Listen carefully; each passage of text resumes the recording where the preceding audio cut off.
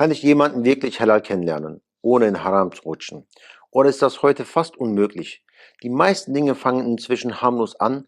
Eine Nachricht, ein Follow, ein Like, ein Salam, wie geht's? Und ein paar Monate später bleibt oft nichts außer Enttäuschung, Misstrauen und ein verletztes Herz. Der Islam verbietet nicht die Liebe, der Islam verbietet auch nicht das Kennenlernen. Aber er setzt Grenzen, damit aus einem Kennenlernen etwas Gesegnetes wird und nicht ein emotionales Chaos. Damit du dich davor schützt, gebe ich dir in diesem Video 5 wichtige Tipps, die dir Klarheit geben werden, also bleib dran. Gerade beim Thema Kennenlernen herrscht heute viel Verwirrung. Von überall hört man, du musst doch erst einmal daten, lern die Person doch erstmal richtig kennen.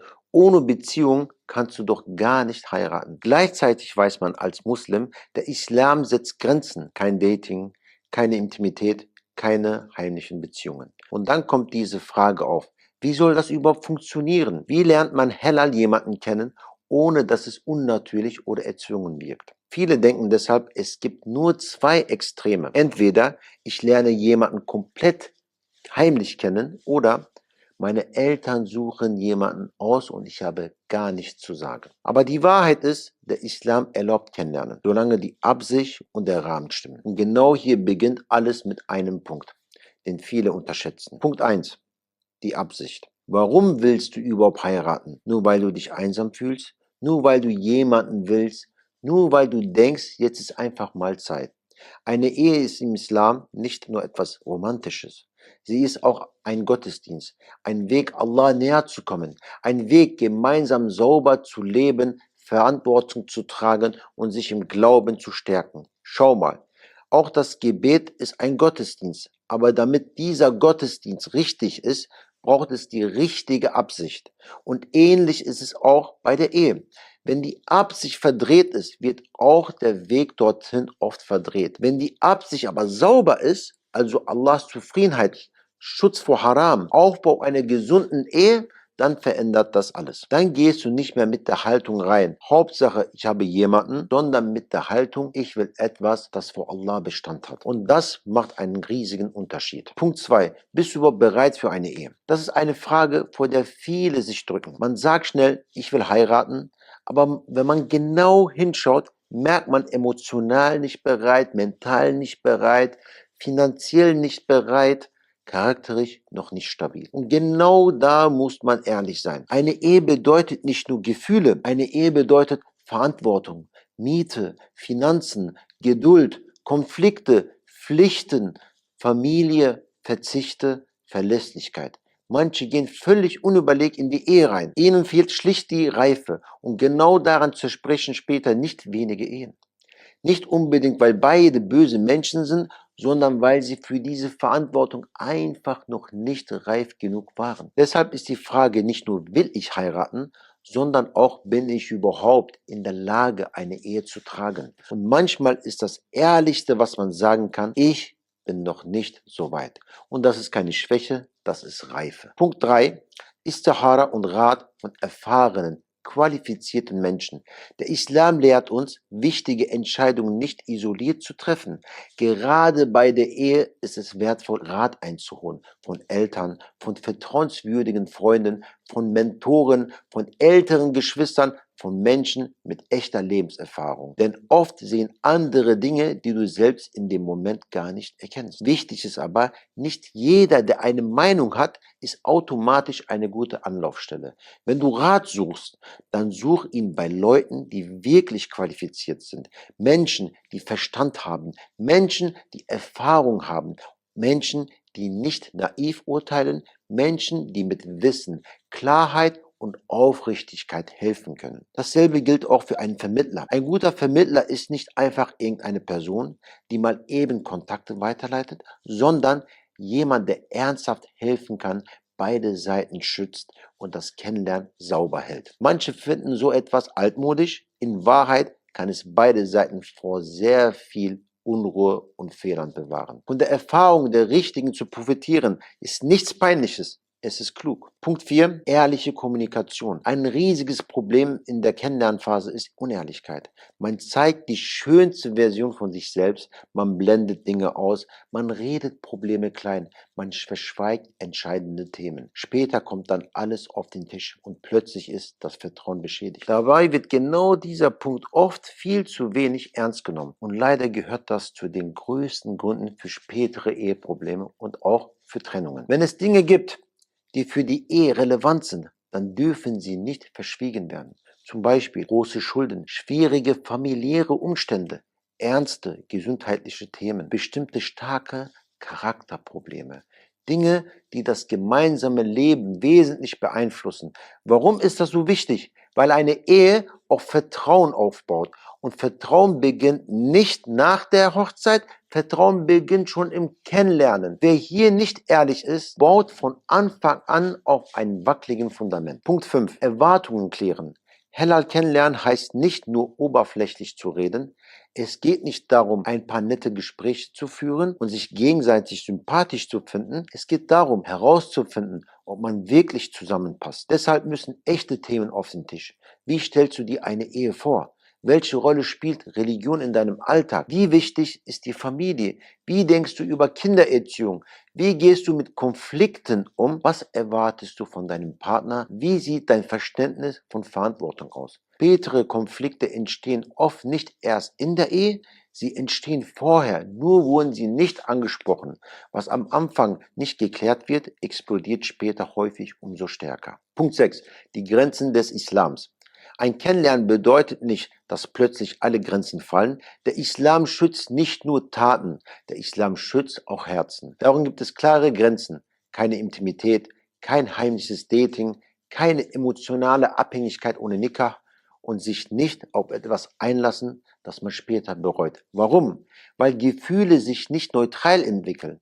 Sie werden tiefer, sie ziehen dich rein. Und wenn am Ende doch keine Ehe zustande kommt, bleibt oft Wunden zurück, die sehr lange brauchen, um zu heilen. Und über die Fehler, die junge Menschen in der Kennenlernphase machen, könnte ich ein ganzes Buch schreiben. Über die Auswirkungen, über die Konsequenzen, über die teils wirklich schlimmen Folgen und die danach bleiben. Manche tragen Enttäuschung über Jahre mit sich. Manche verlieren Vertrauen. Manche können danach niemandem mehr richtig vertrauen. Manche rutschen in Schuldgefühle, emotionale Abhängigkeit oder komplettes Chaos. Genau davor will der Islam schützen.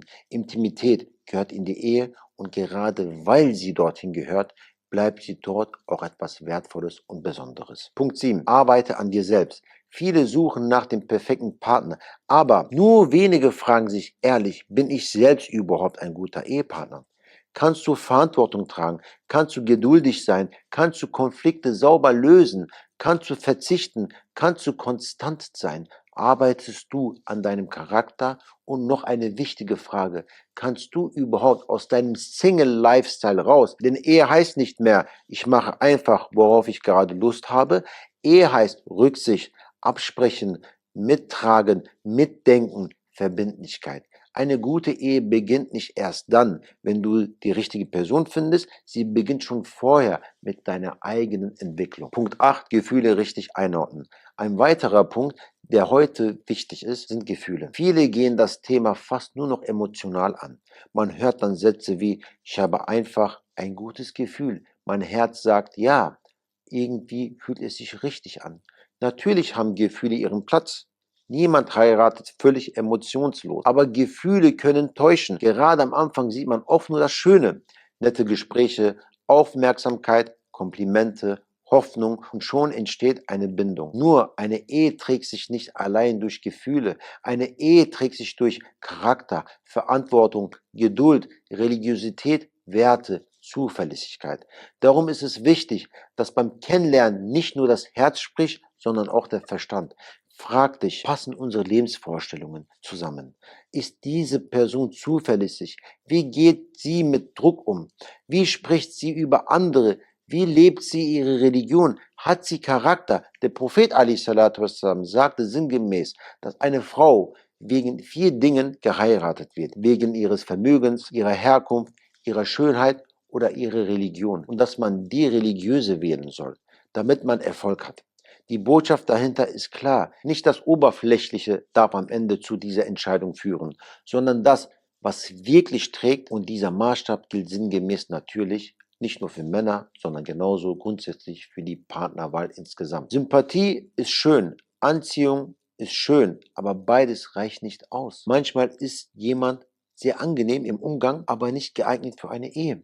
Und manchmal merkst du erst nach ehrlichen Gesprächen und ruhiger Reflexion, diese Person bringt Stabilität mit. Deshalb schützt der Islam vor vorschnellen emotionalen Entscheidungen durch Beratung, durch klare Grenzen, durch einen sauberen Rahmen. Denn eine Ehe ist keine Entscheidung für ein paar Monate. Es ist eine Entscheidung für ein gemeinsames Leben. Halal kennenlernen ist also kein starres System. Es ist ein sauberer Weg. Ein Weg mit ehrlicher Absicht, mit Grenzen, mit Respekt, mit Klarheit und mit dem Ziel, Allahs Zufriedenheit zu erreichen. Gefühle haben ihren Platz, aber sie dürfen nicht das Steuer übernehmen. Und wie setzt man das jetzt praktisch um? Hier sind 5 wichtige Tipps, die dir dabei helfen werden. Tipp 1: ehrliche Selbstreflexion. Frag dich ganz offen, bin ich wirklich bereit für eine Ehe? Nicht nur gefühlsmäßig, sondern auch finanziell, mental, charakterisch und in meiner Reife. Ehe ist Verantwortung, kein romantisches Experiment. Tipp 2: vertraue deinem Umfeld. Mach nicht alles heimlich mit dir selbst aus. Ein gutes Umfeld kann ein riesiger Schutz sein. Sprich mit Menschen, denen du vertraust und die dir wirklich helfen können. Oft entstehen gute Kennenlernprozesse genau über solche sauberen Wege. Tipp 3: mach das Thema Ehe nicht zum Mittelpunkt deines Lebens. Wenn dich dein ganzes Leben nur noch um die Ehe dreht, entsteht Druck. Und Druck führt oft zu falschen Entscheidungen. Arbeite an deinem Leben, an deinem Glauben, an deinem Charakter, an deiner Bildung, an deiner Stabilität und vertraue auf Allah. Tipp 4: gib dem Kennenlernen eine echte Chance. Lehne nicht sofort jeden Menschen wegen einer Kleinigkeit ab. Nicht jeder erste Eindruck ist vollständig. Manchmal braucht es Gespräche, um einen Menschen wirklich einordnen zu können. Natürlich müssen die wichtigen Werte stimmen, aber nicht jede Kleinigkeit ist direkt ein Ausschlussgrund. Tipp 5: habe realistische Erwartungen. Niemand ist perfekt. Nicht du, nicht dein zukünftiger Partner.